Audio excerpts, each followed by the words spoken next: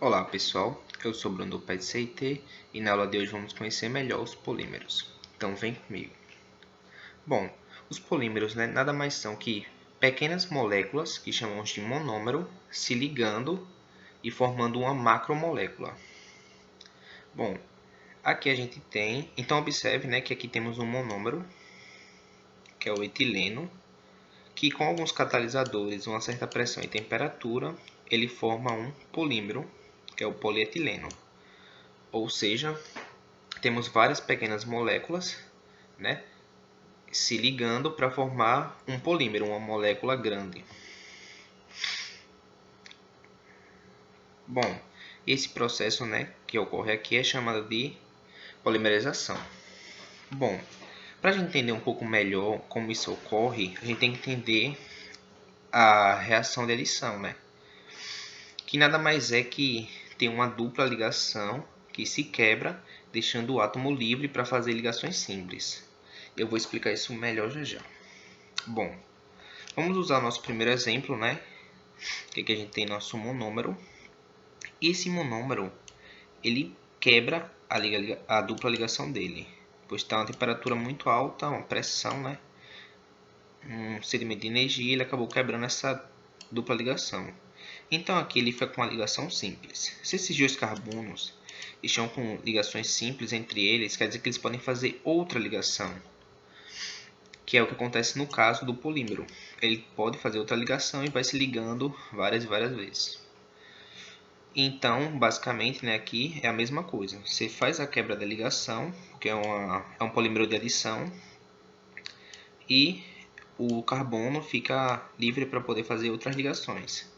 Então, quando falar em polímero de adição, sempre vai ter uma dupla, você quebra a dupla e o carbono fica livre para fazer outras ligações.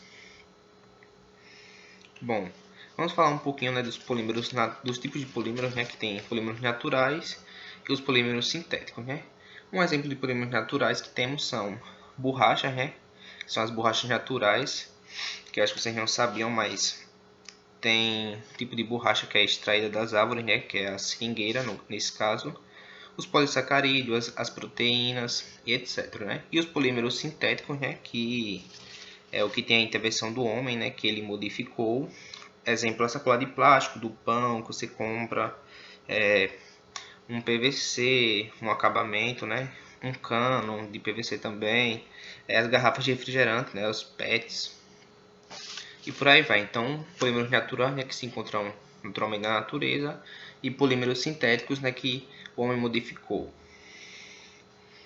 Bom, a gente também tem um tipo de classificação para os polímeros, A gente pode classificá-los eles em homopolímeros, quando a gente tem apenas um monômero, apenas uma pequena molécula se repetindo várias vezes, e um copolímero, que é quando tem mais de um monômero. Bom, observem aqui, que eu fiz esses desenhos para representar.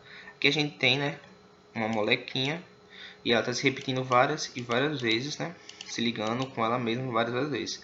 E aqui no copolímeros, aqui a gente tem uma molécula, mas note que aqui eu quis representar outra. E ela vai se ligando com outra, e com outra, e com outra, e com outra. Aqui já são diferentes. Quando é diferente, sempre vai ser um copolímero. E quando for iguais, vai ser homopolímeros. Bom, aqui eu deixei um exemplo, para vocês verem melhor. Aqui você tem um monômero, apenas um. Vai ter uma quebra de dupla aqui, Aqui vai ficar livre, aqui vai ficar livre. E ele vai se ligando indefinidamente com ele mesmo. Então, só um tipo. Então, é um homopolímeros. Bom, nesse outro caso aqui, que eu coloquei do copolímeros, você tem um monômero, note, mais, esse maisinho aqui, outro monômero.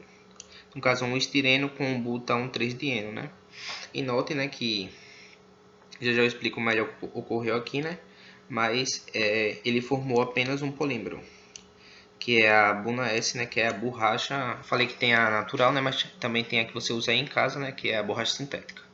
Você usa para pagar aí as suas continhas. Bom, e vamos falar sobre a reação de condensação, dos polímeros. A gente falou sobre a de adição e vamos falar sobre a de condensação. Bom, a reação de condensação nada mais é, né, que a junção de dois monômeros e acaba eliminando um subproduto, né, que geralmente é água. Mas pode não ser água, mas normalmente sempre é água. Então prestem atenção.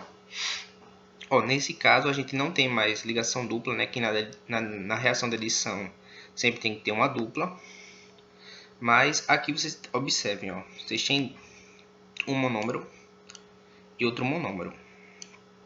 Note que a gente vai fazer uma pequena quebra aqui e uma pequena quebra aqui e outra quebra aqui e outra quebra aqui, ó. E o que vai ocorrer? Esse OH mais H, né, ele vai acabar se atraindo e formando a molécula de água, né, o H2O. Ficou muito feio isso. O H2O ficou muito feio. Mas é um subproduto. Podia ser um HCl, podia ser um NH3, mas normalmente sempre vai ser água. Falou em condensação, normalmente sempre vai ser água. Pode ser outro, mas normalmente é água. Então, aqui teve você tem dois monômeros. Quando é condensação, sempre vai ter dois. E você sabe que tem que gerar um subproduto. Então, por isso que a quebra é feita aqui e aqui. Pois tem que gerar água. E o que acontece, né? Então, esse carbono aqui se liga com outro carbono normalmente. O O aqui continua. E o oxigênio daqui se liga com o carbono. Só que o que acontece? Aqui e aqui, eles também viram água. Nesse caso. Só que aqui está representado só com H2O. Porque se você lembrar, isso aqui está acontecendo N vezes. E aqui está gerando N produtos de água. Então, no caso aqui está certo também. Você teve uma geração, né, de um polímero mais um subproduto sendo gerado N vezes. Né? Para cada polímero se ligando a outro polímero, um subproduto e outro subproduto. Bom, não podemos deixar de lado, né, um processo muito conhecido que é a vulcanização. Né? Que, tipo, ela nada mais é, né, que você tem uma borracha natural, você colocou bastante enxofre nela, não bastante, né? Uma quantidade lá, né? Tipo de 3%, mais ou menos.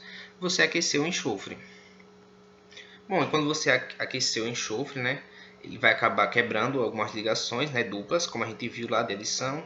E no lugar do que estava antes vai entrar o enxofre. E esse enxofre vai se ligar com outro enxofre, fazendo várias pontes de enxofre lá.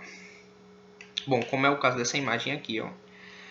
Esse enxofre entrou no lugar do que tinha aqui antes, né, esse enxofre, e aqui também entrou outro enxofre, e eles acabaram fazendo uma ponte, né, deixando o polímero em si mais estável, mais resistente, né? Mas para que as pessoas fazem isso, né? Para que pegar o enxofre, colocar lá no polímero, na borracha no caso, né, e deixar ele mais resistente? Bom, normalmente a gente utiliza isso em pneus de carro, né, pois a borracha sintética, né, tipo a borracha que você usa em casa, ela não é tão resistente assim. Ela esfarela muito fácil. Então a gente coloca enxofre, né, para aguentar mais o atrito, né, em relação ao solo. Bom, então é isso, pessoal. Eu espero que vocês tenham entendido o assunto. Essa foi a aula de hoje, né? Qualquer dúvida podem falar com a gente do PET, mandar PV pra gente. A gente vai tentar responder sua dúvida.